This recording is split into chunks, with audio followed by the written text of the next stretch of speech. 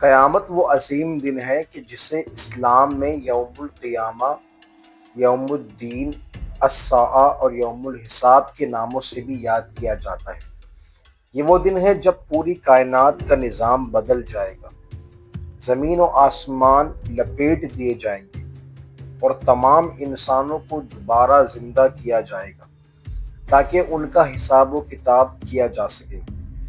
قرآن و حدیث میں قیامت کو نہایت ہولناک، انتہائی عظیم اور حق ثابت ہونے والا دن قرار دیا گیا ہے، جس کی حقیقت سمجھنا انسان کے لیے نہ صرف ایمان کا حصہ ہے بلکہ اپنی زندگی کو سیدھا کرنے کا ذریعہ بھی ہے۔ اسلامی تعلیمات کے مطابق جب اللہ تبارک و تعالیٰ کا حکم ہوگا تو حضرت اسرافیل علیہ السلام سور پھونکیں گے۔ پہلی پھونک سے پوری کائنات لرز اٹھے گی، پہاڑ روئی کی طرح اڑ جائیں گے، سمندر بھڑک اٹھیں گے یعنی خشک ہو جائیں گے، سورج اپنی روشنی کھو دے گا، چاند پھٹ جائے گا، ستارے بکھر جائیں گے اور زندگی کا سارا نظام ختم ہو جائے گا۔ ہر جاندار موت کا مزہ چکھ لے گا۔ اس مرحلے کو قیامت صغریٰ بھی کہا جاتا ہے۔ اس کے بعد دوسری مرتبہ جب سور پھونکا جائے گا تو اس سے قیامت کبریٰ قائم ہوگی۔ زمین ہموار کر دی جائے گی، انسانوں کو قبروں سے نکالا جائے گا، لوگ حیران، خوفزدہ اور بدحال حالت میں میدان محشر کی طرف جمع کیے جائیں گے۔ کوئی پوچھنے والا نہیں ہوگا، کوئی مددگار نہیں ہوگا۔ ماں اپنی اولاد سے بھاگے گی، بھائی بھائی کو بھول جائے گا، چھوڑ دے گا۔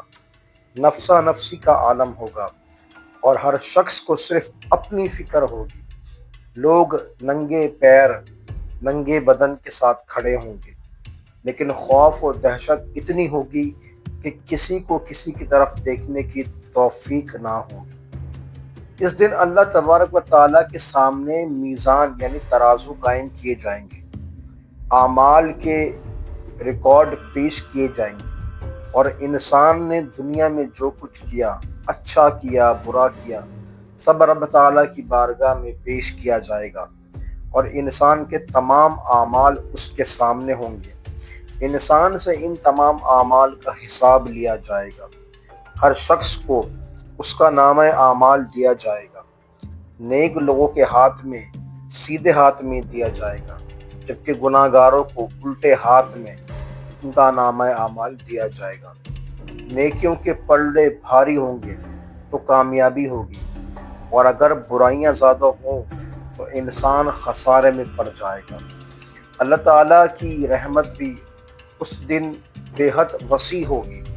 بہت سے لوگ اس کی مہربانی سے جنت میں داخل کیے جائیں گے۔ میزان کے بعد پل صراط پر گزرنا ہوگا، جو تلوار کی دھار سے زیادہ تیز اور بال سے زیادہ باریک بتایا جاتا ہے۔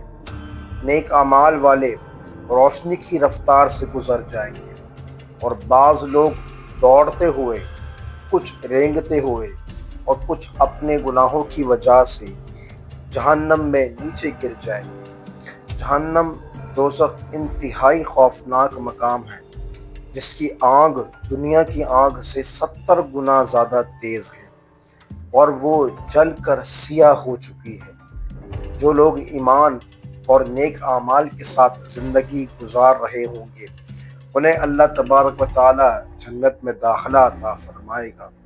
جنت ایسے انعامات کا مقام ہے جن کا انسان تصور بھی نہیں کر سکتا۔